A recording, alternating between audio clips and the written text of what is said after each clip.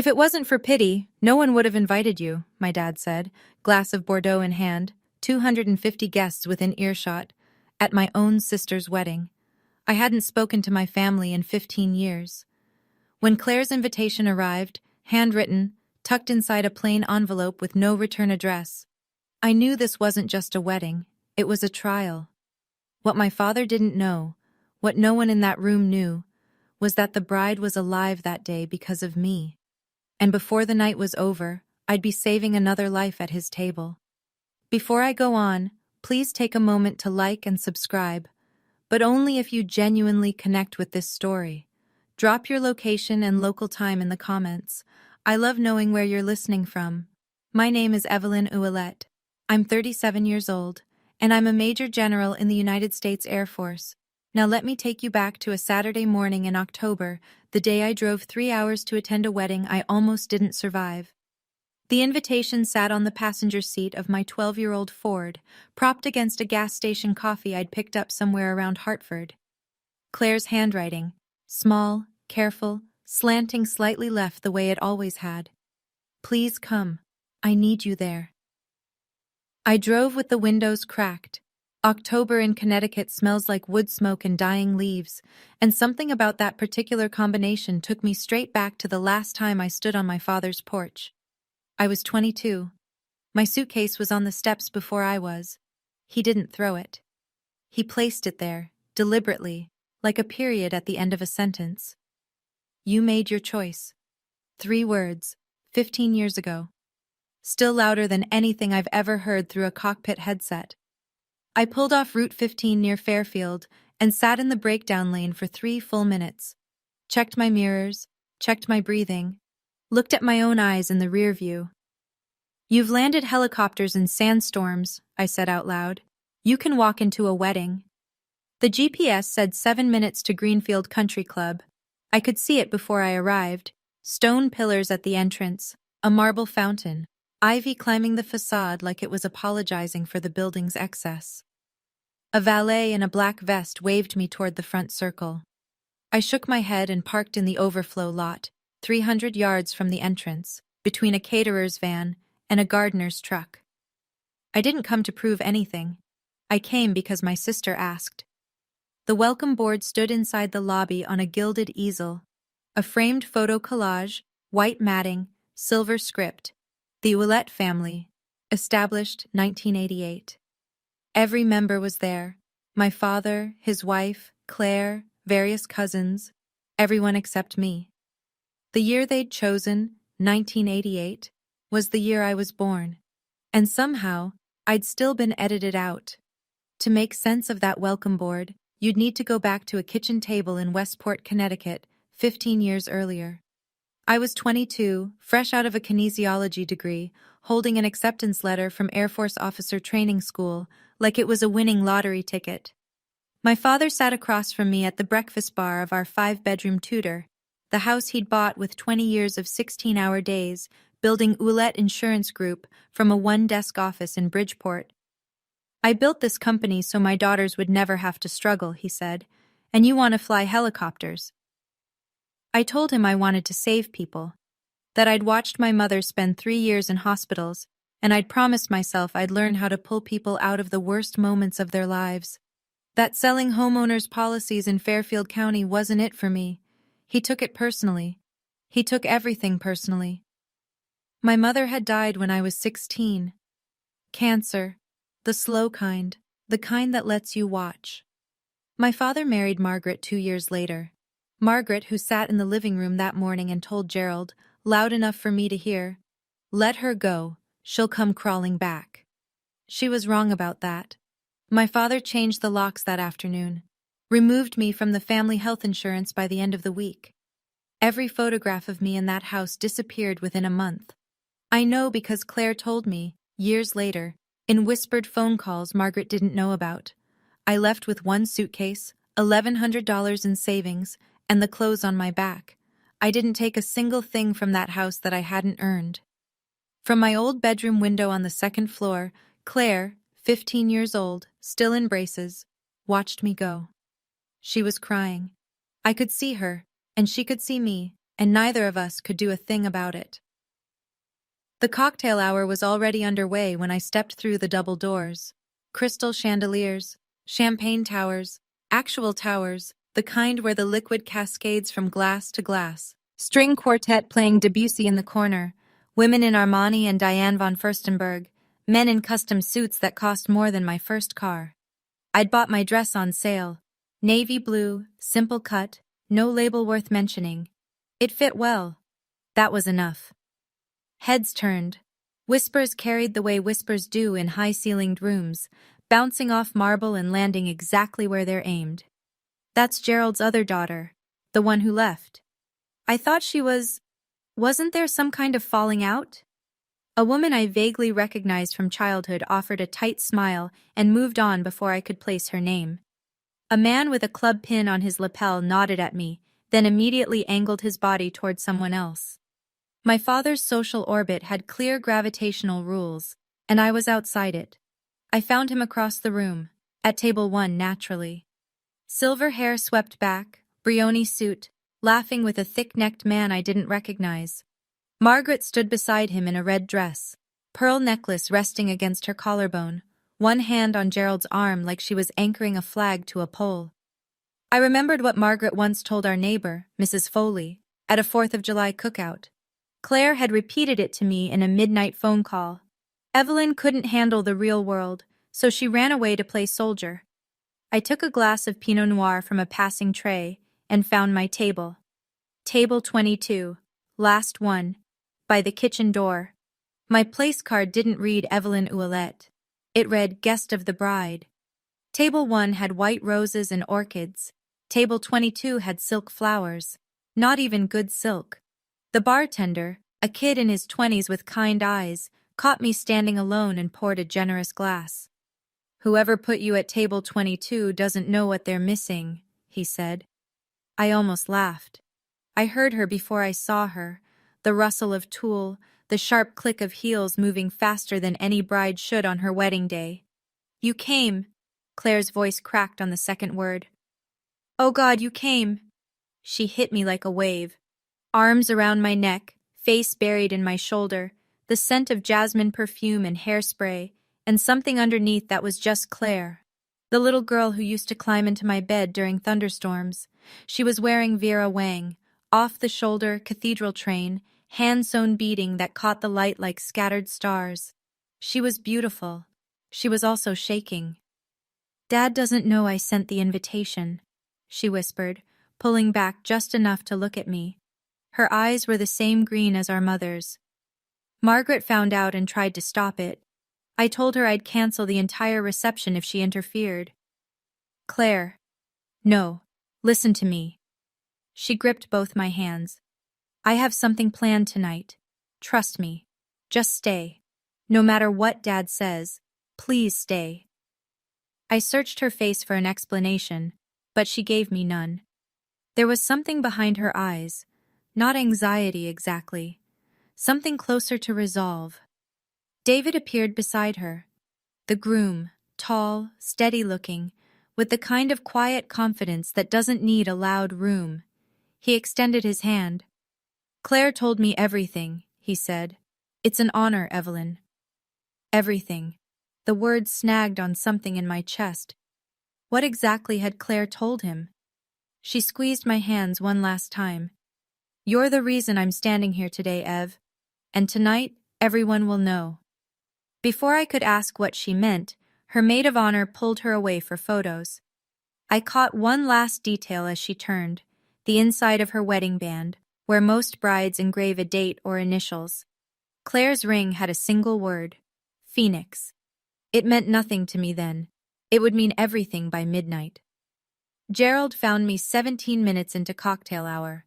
I'd been counting. He was holding a glass of something amber. Bourbon, probably. The Pappy Van Winkle he always favored at events. And he wasn't smiling. He crossed the room with the stride of a man who owns the building, even though he didn't.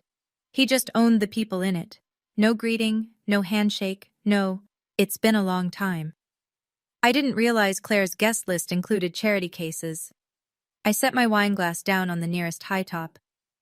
"Hello, Dad. You look well." You have some nerve showing up here. His voice dropped to a register meant only for me, but his eyes scanned the room to make sure we had an audience. If you embarrass this family tonight, I'll make sure Claire regrets inviting you. I'm here for Claire, not for you. His jaw tightened. I'd forgotten how much he hated being dismissed. Margaret materialized at his elbow.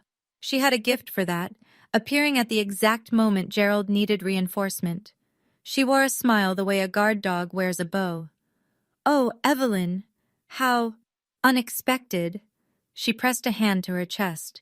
"I told Gerald someone from the charity list must have gotten mixed up with the invitations." I let the line land without flinching. Years of flight training teach you that. When turbulence hits, you don't jerk the controls. You hold steady and ride through. Gerald leaned closer. "Claire has a trust fund, an apartment on Chapel Street, her car, half this wedding. All of it runs through me." He paused, letting the math settle. "You want to test how far that goes?" There it was.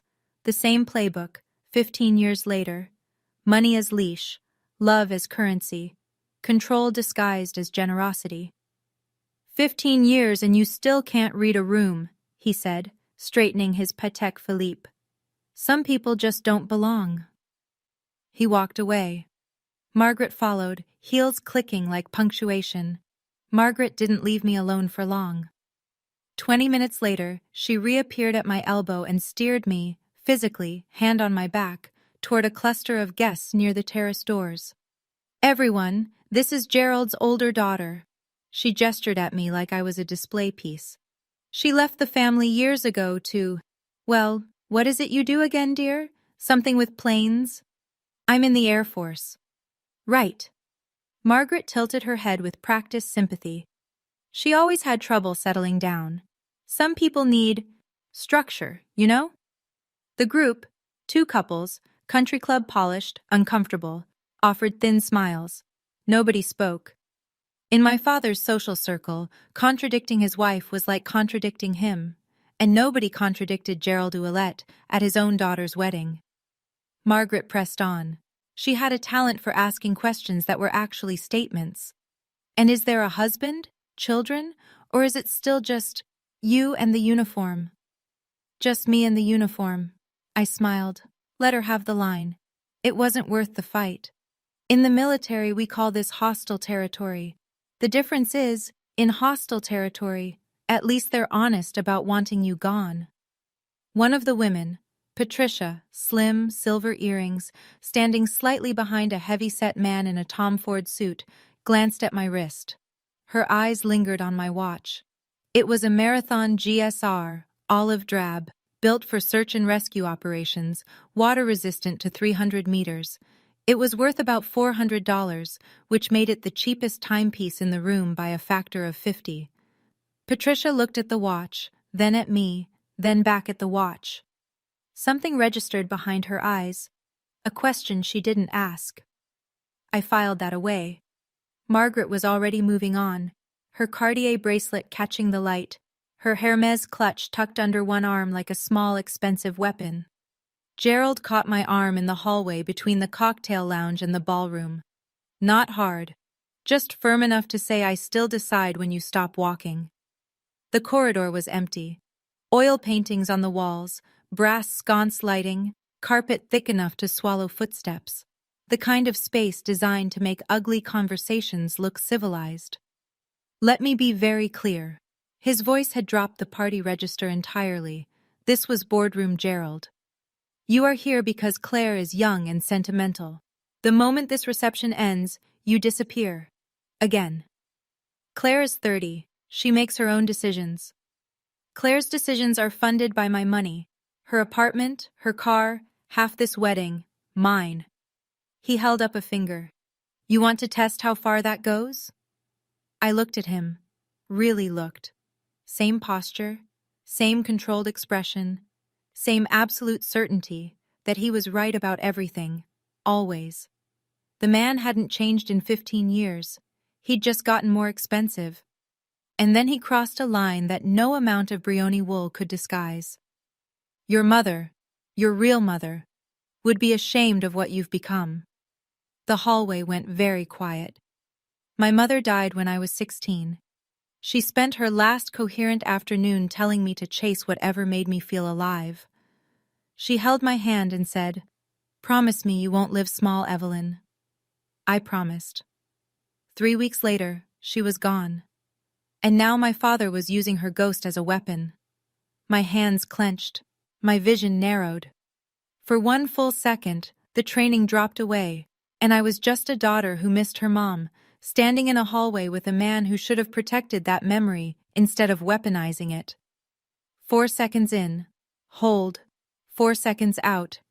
Combat breathing. It works in cockpits. It works in hallways. You don't get to use Mom's name to hurt me. Not anymore. I turned and walked away.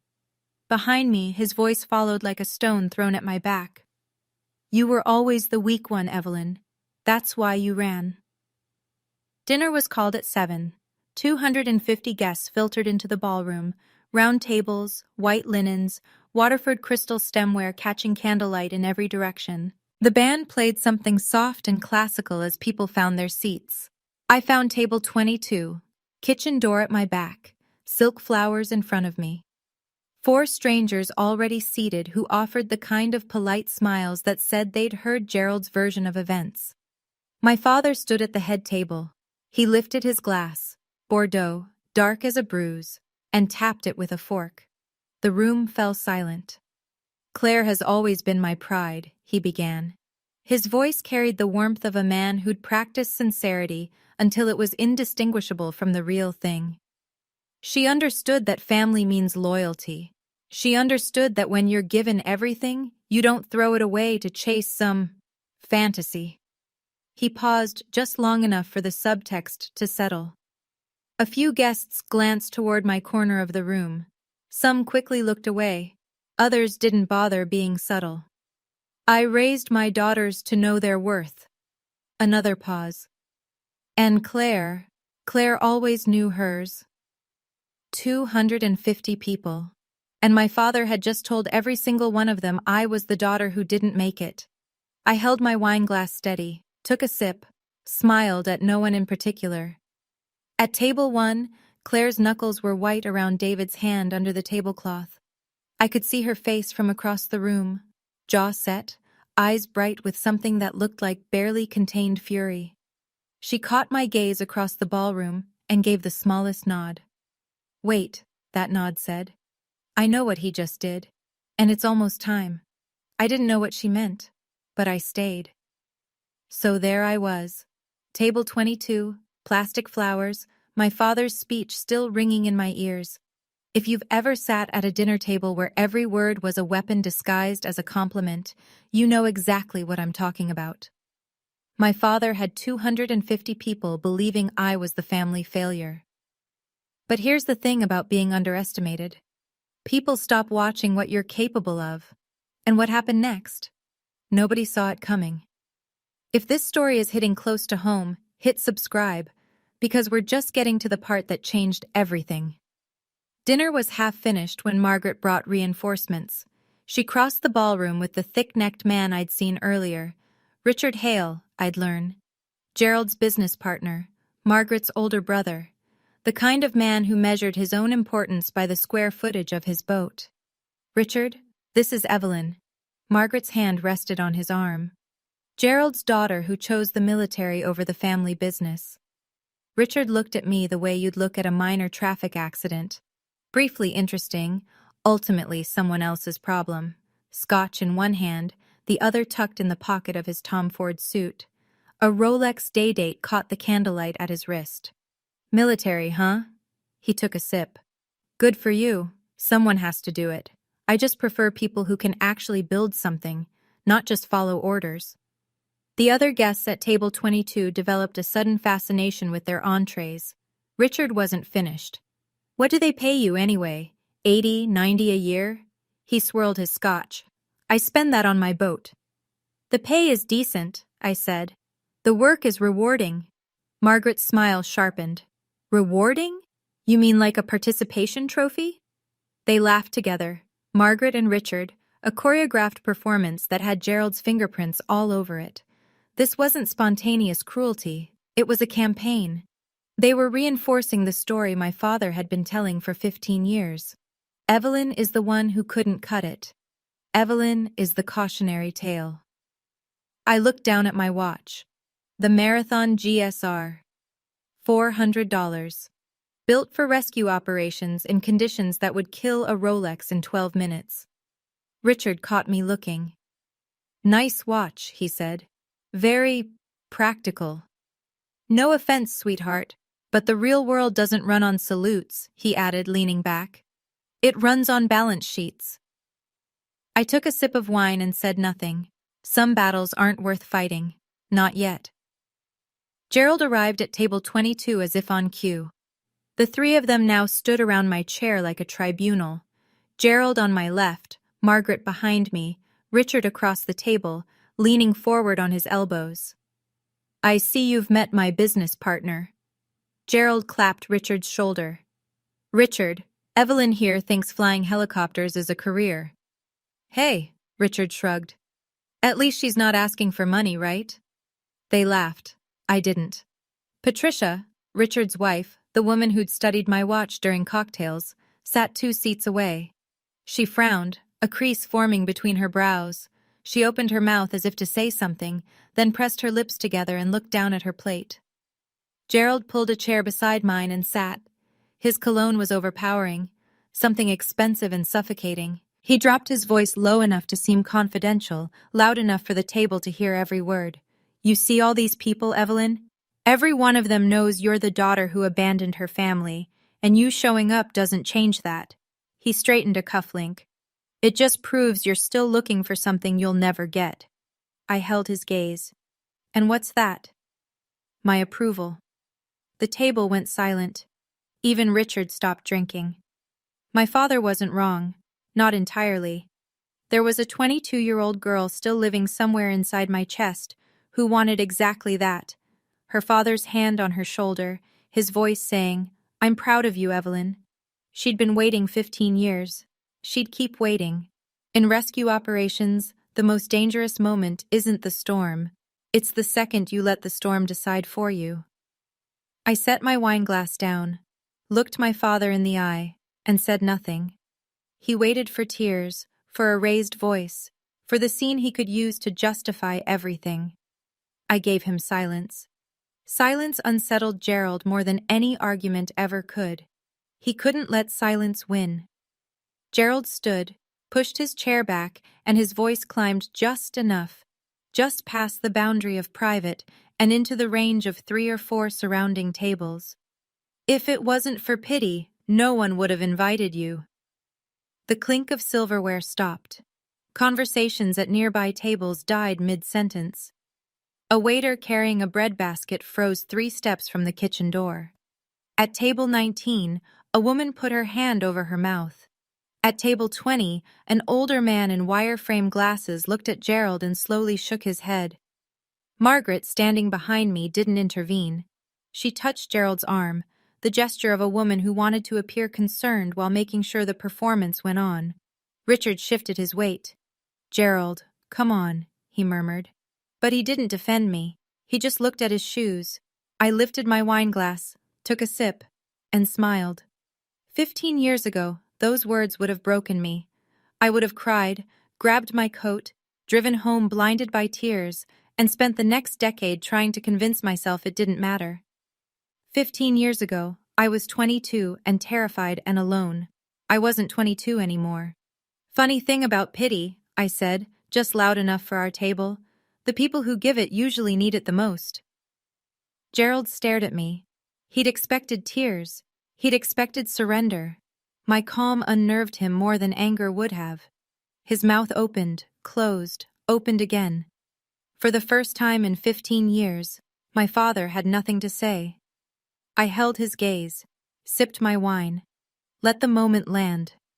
From across the ballroom, I saw Clare rise from the head table. She leaned into David's ear.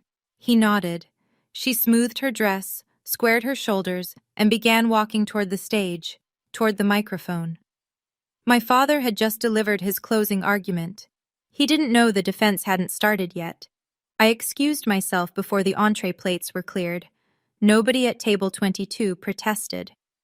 The ladies' room at Greenfield Country Club was nicer than most apartments I'd lived in during my 20s. Marble vanity, brass fixtures, hand towels folded into fans, a basket of Aesop products arranged like a still life. I locked the door, leaned against it, and looked at myself in the mirror. My eyes were red. Dry, but red. 15 years of military discipline meant the tears didn't fall. They collected somewhere deeper, in a place I didn't visit unless I was alone, and the door was locked. I looked at my hands. The right one carried a scar across the knuckles, a souvenir from pulling a crew chief out of a shattered fuselage in Bagram, Afghanistan, 6 years ago. Hydraulic metal had torn through my flight glove. I'd barely noticed until the medic pointed out I was bleeding. Those hands had saved people. Tonight, they were shaking. I thought about leaving. My keys were in my clutch. 30 steps to the parking lot. 3 hours back to my apartment near Patrick Space Force Base. I could be on I-95 before anyone noticed the empty chair at table 22. Why did I come?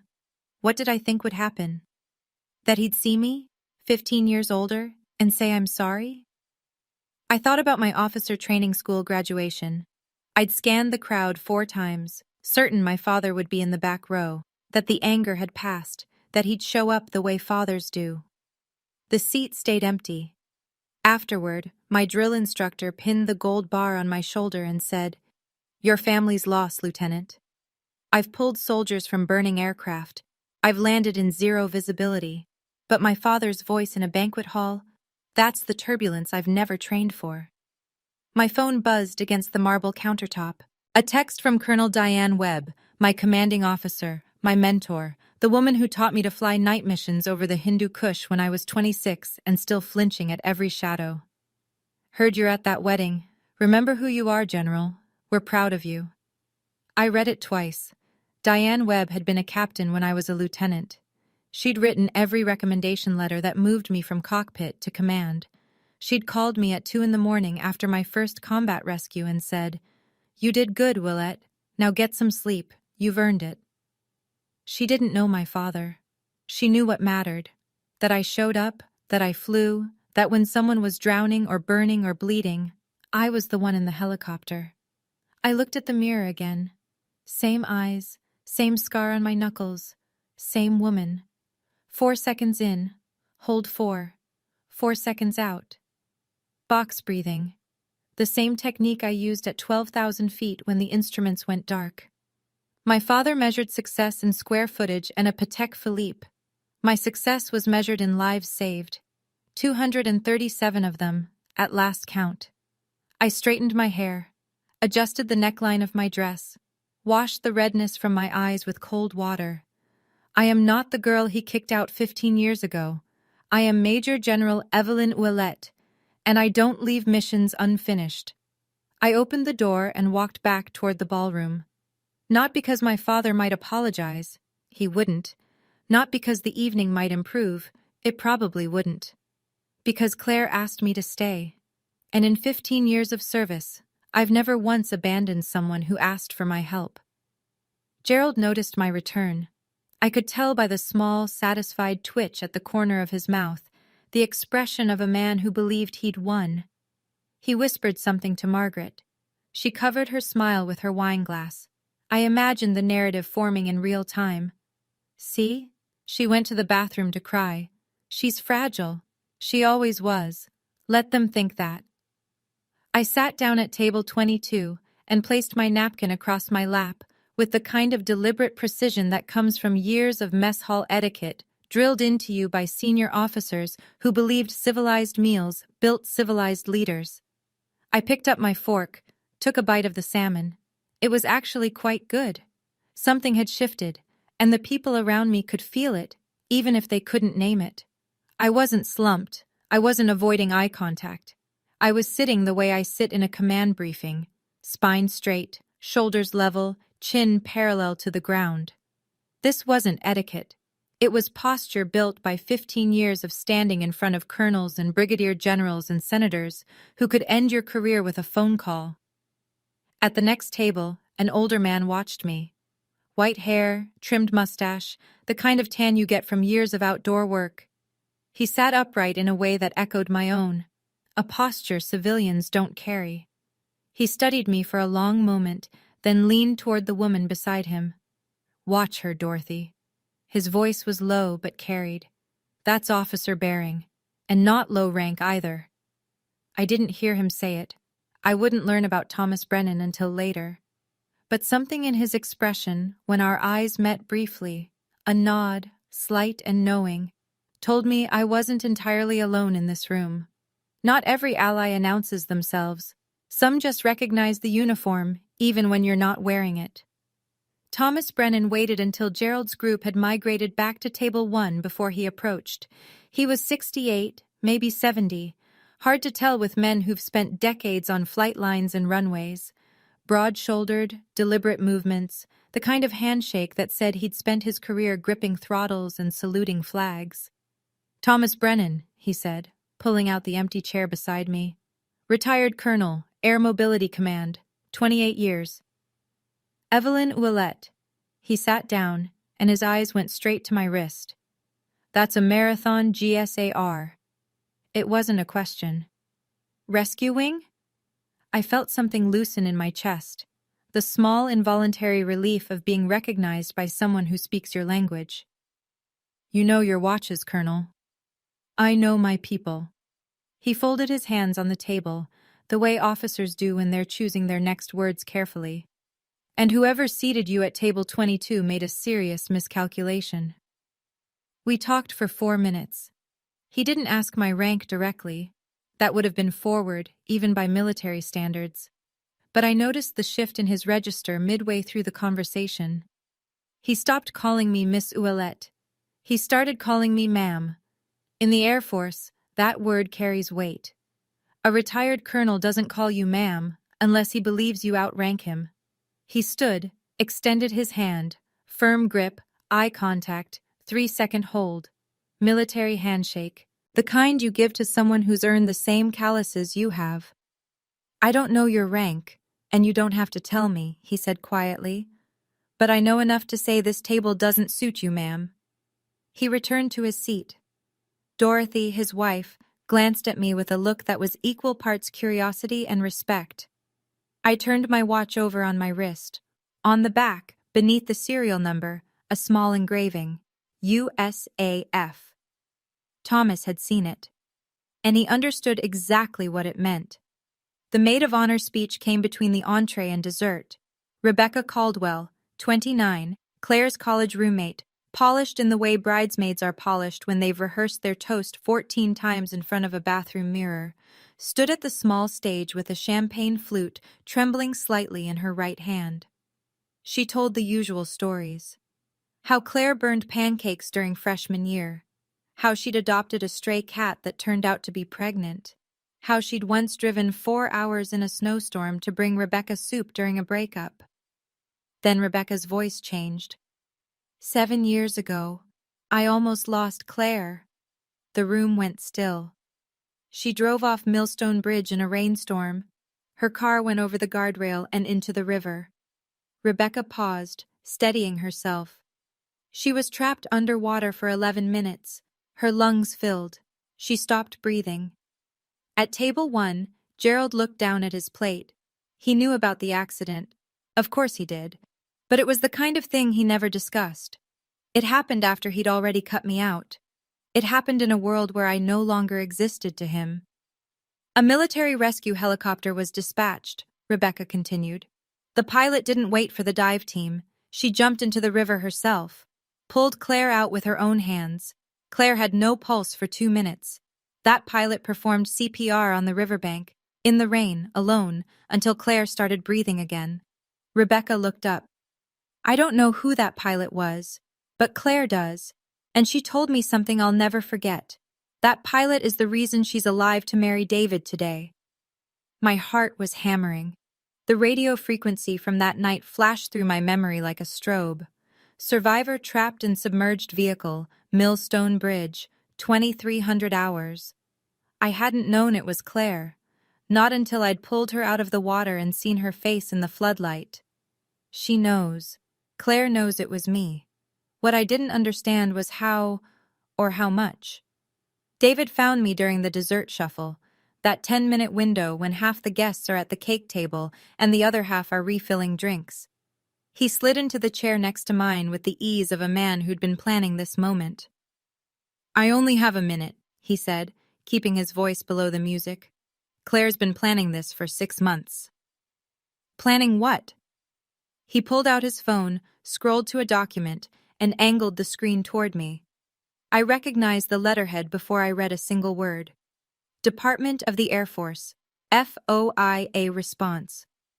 2 years ago, Claire filed a Freedom of Information Act request for the rescue mission report from Millstone Bridge. David spoke calmly, the way software engineers explain complex problems, step by step, no wasted words. The Air Force redacted most of it, but the pilot's name cleared review. Captain Evelyn Ouellette. My rank at the time. My name. On a government document, verified by the Air Force Rescue Coordination Center. When she read that name, David said, she collapsed. She'd spent 5 years not knowing who pulled her out of that river, and it was her own sister. I couldn't speak. The salmon sat in my stomach like a stone. She tracked everything after that, Evelyn. Every article, every promotion. She knows your current rank. She knows about the Distinguished Flying Cross. She delayed our wedding 6 months to match your leave schedule. He paused. She tracked your deployment through a friend at the Department of Defense. Why didn't she just call me? David's expression hardened. She tried. Margaret blocked every number Claire used, changed the house phone, even intercepted a letter. So there it was, 15 years of silence, and half of it had been manufactured. When Claire takes the mic tonight, David said, standing, just be ready. He squeezed my shoulder, brief, warm, respectful, and walked back toward the head table. David's words sent me back 7 years, to a cockpit I could still feel around me if I closed my eyes. 2,300 hours. Rain hitting the windscreen of the HH-60 Pavehawk so hard the wipers were useless. My co-pilot, Lieutenant Graham, reading coordinates off the GPS, while our para-rescueman checked his harness in the cabin behind us. Dispatch.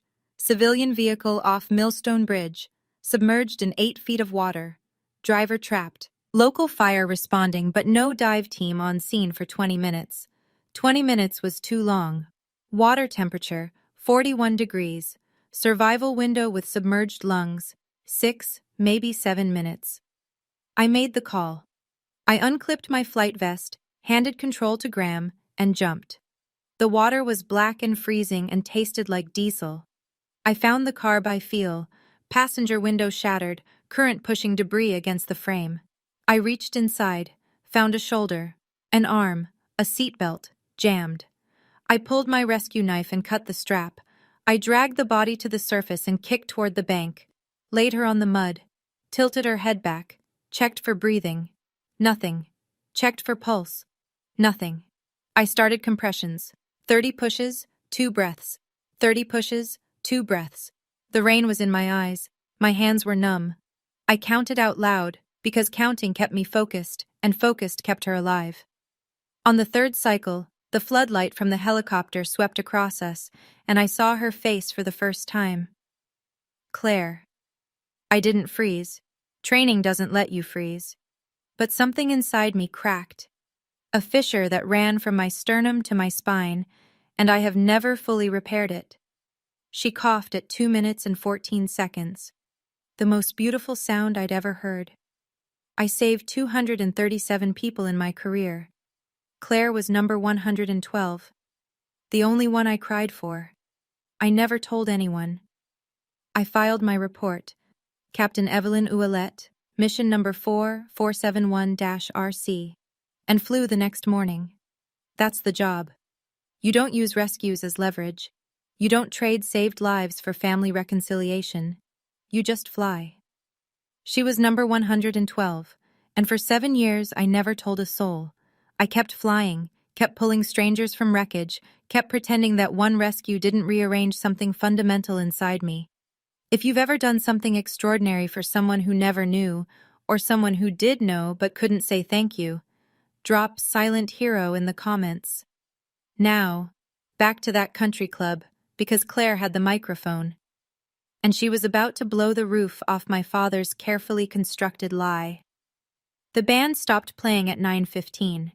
Claire stood on the small stage at the front of the ballroom, spotlight angling down on her Vera Wang like she'd been placed there by a cinematographer.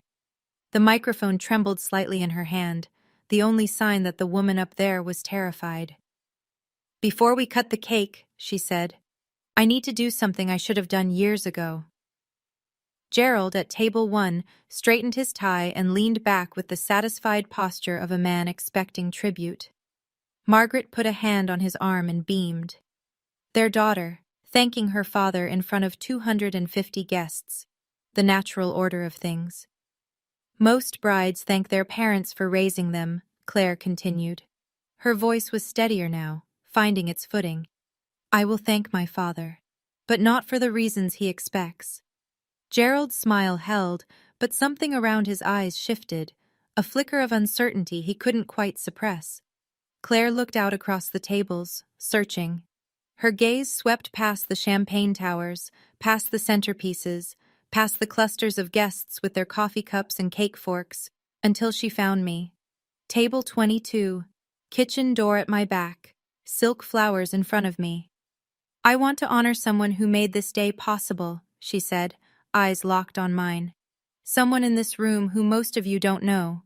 Someone my family tried to erase." A murmur rippled through the ballroom.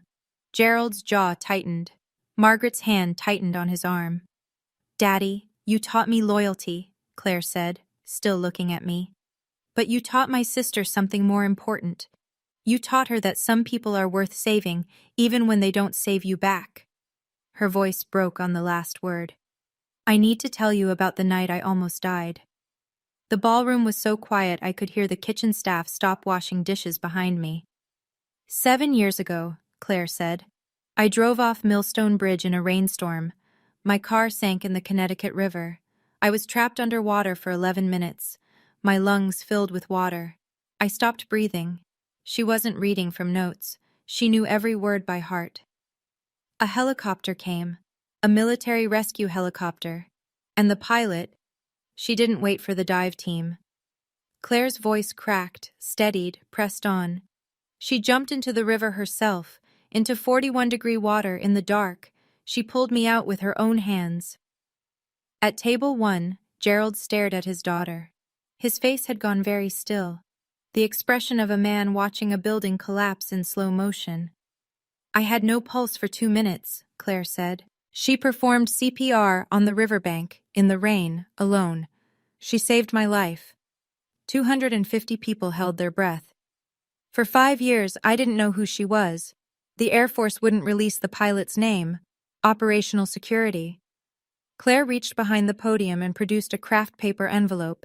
She held it up so the room could see the letterhead. Department of the Air Force. Freedom of Information Act response.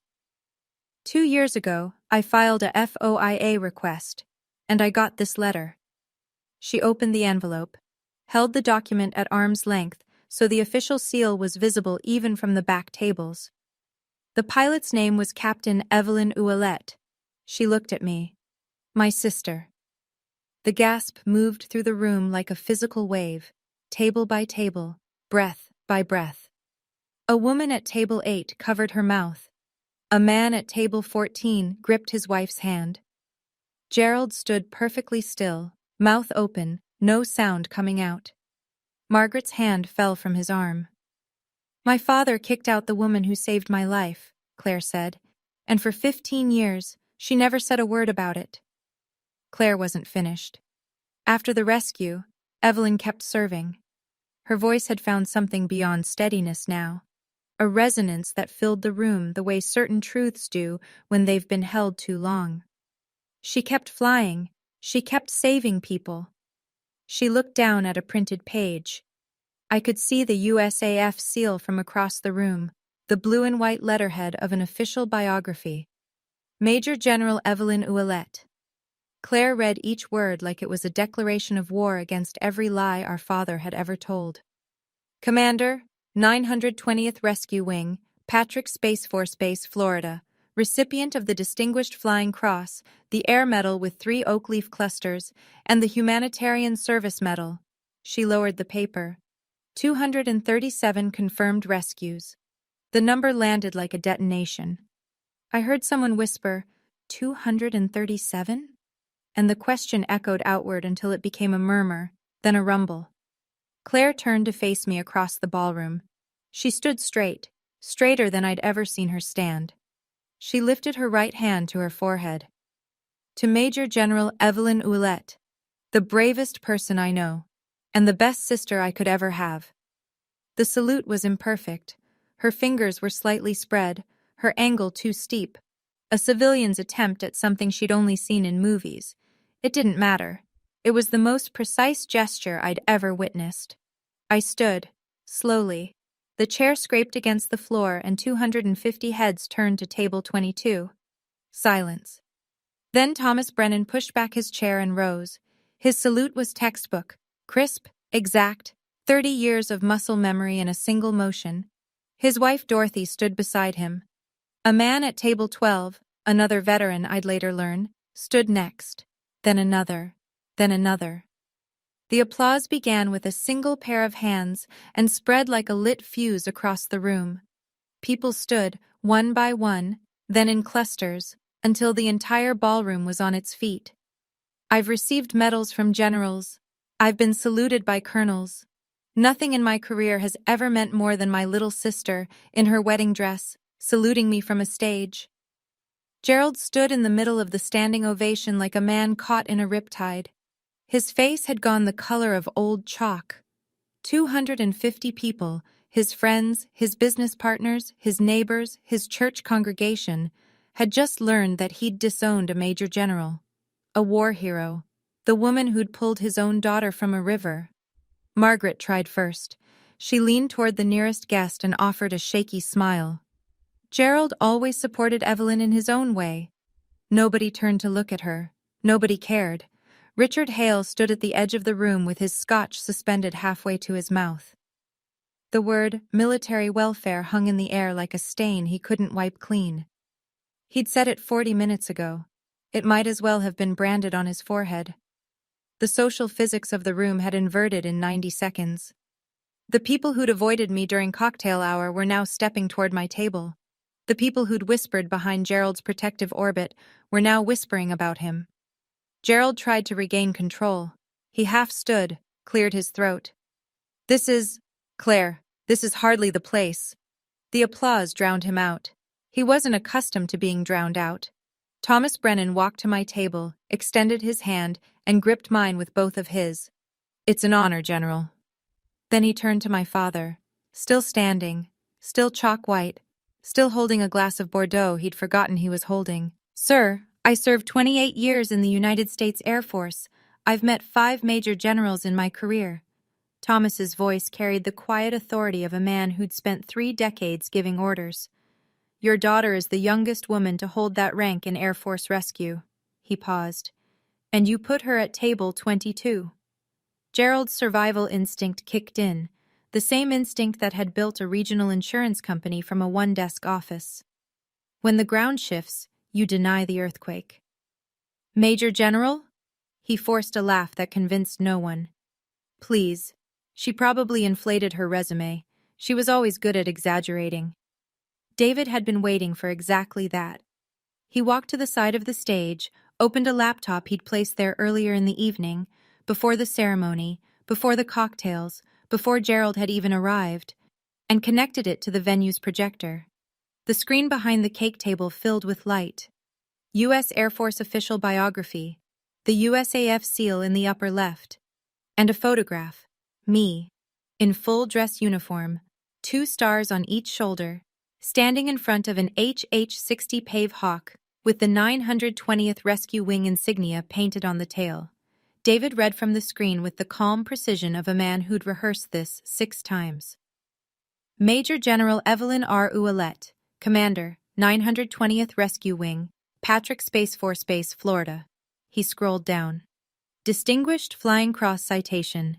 For extraordinary achievement while participating in aerial flight, Captain Ouellette personally entered a submerged vehicle to extract a civilian survivor under extreme conditions, performing life-saving resuscitation on scene despite hypothermic exposure and zero visibility.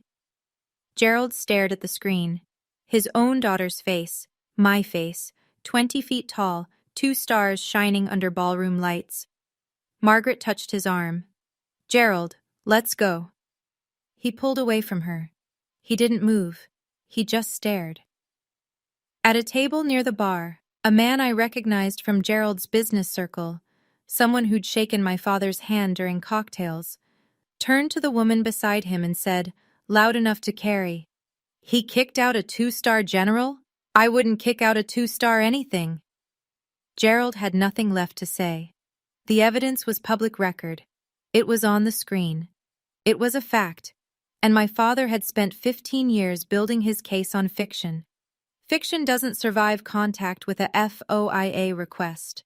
What happened next wasn't in anyone's plan. Richard Hale had been standing near table 1, gripping his Scotch glass with both hands, face flushed from alcohol and humiliation. His jaw worked silently. Sweat beaded along his hairline. He tugged at his collar. Then he dropped the glass. It shattered on the marble floor. Waterford crystal, $200 in shards. And Richard's hand went to his chest. His face drained from red to gray in the space of a single breath. His knees buckled. He collapsed sideways, pulling the tablecloth with him, sending a centerpiece of white roses crashing to the ground. Patricia screamed. Margaret screamed. The room erupted into chaos, chairs scraping, guests shouting, a waiter calling for the manager. I was already moving. I'd crossed 20 feet of ballroom floor before my conscious mind finished processing what my training had already identified. Male, 60s, acute onset chest clutch, loss of consciousness, collapse. Probable cardiac arrest. I dropped to my knees beside Richard, tilted his head back, checked his airway, put 2 fingers on his carotid. Nothing. No pulse. No breath. "Somebody call 911, now." My voice came out in command register. Not the voice of a wedding guest, not the voice of Gerald's forgotten daughter. The voice of a woman who'd spent 15 years pulling people out of the worst moments of their lives. I positioned my hands, locked my elbows, started compressions. 1, 2, 3, 4. I counted aloud, hitting the sternum at 110 beats per minute. The textbook rate. The rate I'd drilled 1,000 times in advanced cardiac life support recertification. "Is there an AED in this building?" I called between compressions. A staff member in a black vest sprinted toward the lobby. 30 compressions, 2 breaths. 30 compressions, 2 breaths. The man who'd called me military welfare less than an hour ago had no pulse, and the only thing between him and death was a pair of military-trained hands. The AED arrived. I tore open the pads, placed them on his chest. Clear. Shock. His body jerked. The monitor beeped once, then flatlined. Still nothing. I didn't hesitate. 30 more compressions. 2 more breaths. The crowd had formed a wide circle, silent now, the panic replaced by the kind of helpless stillness that occurs when people realize they're watching someone die. I repositioned the AED pads, checked the rhythm on the monitor. Ventricular fibrillation. Shockable. Clear. I hit the button. Richard's chest rose and fell with the jolt. Beep, beep, beep. Sinus rhythm. Weak, but present. Richard coughed. A wet, ragged sound, and his eyelids fluttered. I rolled him onto his side, into recovery position, and placed my hand on his shoulder to keep him stable. "Stay still, Richard. You're okay. Paramedics are coming." The room was absolutely silent. 250 people, not a single sound except the beep of the AED monitor and Richard Hale's labored breathing. The paramedics arrived 6 minutes after the 911 call. 2 EMTs and a medic with a stretcher. They assessed Richard quickly, vitals stabilizing, consciousness returning. The lead paramedic looked at me, kneeling on the marble in a cocktail dress, hands still positioned for compressions. Whoever started CPR saved this man's life. Textbook response. He paused. Are you a medical professional? Advanced Cardiac Life Support Certified. Air Force Combat Medic Training. He nodded, the way professionals nod at other professionals. They loaded Richard onto the stretcher. As they lifted him, he turned his head. His eyes found me. The man who'd spent an hour mocking the military was looking at the military-trained woman who'd just restarted his heart. His face crumpled. I'm sorry, he whispered. His voice was barely there. For what I said. I'm so sorry. Margaret stood beside the stretcher, mascara streaked, watching her brother cry. She looked at me. The contempt was gone. In its place was something she probably couldn't name. Gerald stood 5 feet away, arms at his sides, mouth open. 15 years of narrative, gone in 6 minutes of CPR. Don't apologize, I told Richard. Just breathe. That's all that matters right now. The paramedics wheeled Richard out through the service entrance. The ballroom lights seemed brighter now, or maybe I was just seeing more clearly. My dress had a crease at the knee from kneeling. My hands were still warm from compressions. 250 people stared at me. Clare appeared at my side and held out the microphone. I shook my head once. She pressed it into my hand and whispered, "Please." I looked at the mic. I'm not a speaker. I'm a pilot. I give orders over radio frequencies and briefing rooms, not ballrooms. But Claire's face told me this wasn't about speeches. I took the microphone. I didn't come here tonight for recognition. My voice was steadier than I expected. I came because my sister invited me. The room listened. I've spent 15 years serving people I've never met, pulling them from water, from fire, from wreckage. I would have served my family too, if they'd let me. I found Gerald in the crowd. He hadn't moved from his spot near table 1. His Bordeaux sat untouched. His Brioni suit looked like it belonged to someone else. Dad, I forgive you. I held his gaze. Not because you've asked, but because I need to. Carrying resentment doesn't suit me. It never did. He blinked, said nothing. But I want you to understand something. I didn't fail. I chose differently. And that choice has saved 237 lives, including your daughter's. I set the microphone on the nearest table, didn't linger, didn't wait for a response. I don't need your approval to know my worth, I said. Without the mic now, just my voice in a quiet room. But I do hope, for Claire's sake, that one day you'll learn to measure people by what they give, not what they owe you. The ovation was louder this time, longer. Gerald stood in the center of it, surrounded by applause, and didn't clap once. What happens when 250 people recalibrate at the same time isn't dramatic. It's quiet. It's a shift in foot traffic, the direction people drift when they're choosing who to talk to. They drifted toward table 22. A woman from the country club set pressed my hand and said she'd had no idea. A couple from Gerald's church told me their son had served in the Marines. A teenager with braces asked if I'd really flown helicopters in sandstorms, and for the first time all night, I laughed. Thomas Brennan introduced me to a man named Hamilton Reed, silver-haired, firm handshake, the kind of calm that comes from running large organizations. He was chairman of the Veterans Charitable Foundation, a nonprofit based in Hartford. General, we've been looking for an honorary chair for our annual gala, Hamilton said. Someone with operational experience and, frankly, the kind of integrity this room just witnessed. Would you consider it? I'd be honored. Thank you.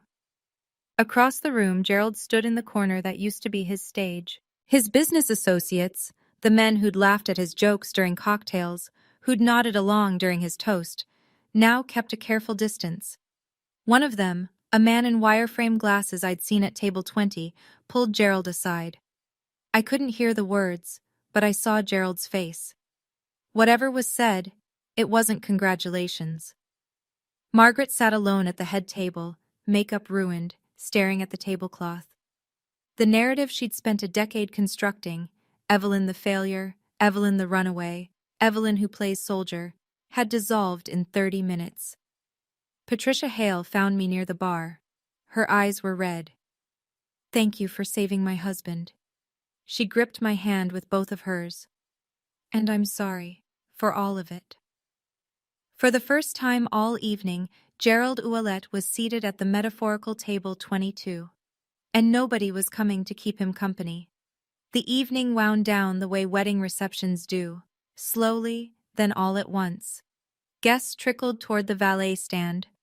The band played one last slow song. Caterers began clearing tables. I stepped onto the terrace. The October air hit my face like cold water, clean, sharp, smelling of fallen leaves and the last of someone's cigar smoke. Connecticut in autumn, the season that feels like an ending and a beginning at the same time. I heard him before I saw him. Gerald stepped through the terrace doors alone. No Margaret on his arm, no Richard at his flank, no audience. Just a 64-year-old man in a suit that suddenly seemed too large for him. He stood beside me at the stone railing, looking out at the dark lawn. Neither of us spoke for a long time. The fountain gurgled below us. A car door slammed in the parking lot. I was wrong. 3 words. 20 seconds of silence before them. He said them the way men like my father say things they've never said before. Quietly, stiffly, as if each syllable cost him something he'd been hoarding for years. "I know," I said. He gripped the railing. His knuckles went white. "Your mother, your real mother. She would have been proud." His voice broke on proud, not theatrically, just a hairline fracture in the register, the sound of a foundation shifting after too many years of pressure. "She would have been proud of both of us, Dad, if we'd given her the chance." He was quiet again. The fountain filled the silence. "Can we start over?" I looked at him, really looked. The silver hair, the lines around his mouth, the Patek Philippe that suddenly looked like just a watch. "I'm not sure we can start over, but we can start from here, with honesty." He nodded. He didn't reach for me, and I didn't reach for him. We weren't there yet. Maybe we'd never be. "I'll call you," he said. "If you'll answer." "I'll answer." "I don't need you to be the father you weren't, Dad. I need you to be the father you can still become. For Claire." I paused.